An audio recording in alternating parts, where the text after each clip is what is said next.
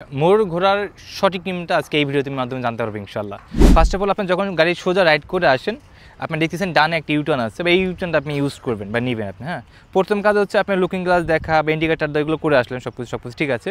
গাড়ি হচ্ছে স্লো করলেন, স্লো করার পর কী করতে হবে, প্রথম স্টেপ হচ্ছে আপনি গাড়ি না ঘোরার আগে আপনি নিজে ঘুরবেন আগে, মানে মাথা ঘুরাবেন আগে। যেদিকে আপনি ঘুরবেন ওদিকে মাথা ঘুরবে, মানে ফোকাস ওদিকে যাবে, হ্যান্ডেল বারটা অটো আস্তে আস্তে চলে যাবে। ক্লিয়ার? তো আমি দেখাচ্ছি, আপনি দেখেন, ফলো করেন। হ্যাঁ, এই মতিছি, তারপর অটো আসতে যায়। ওকে, আসেন তুলি, এক গিয়ার দিই।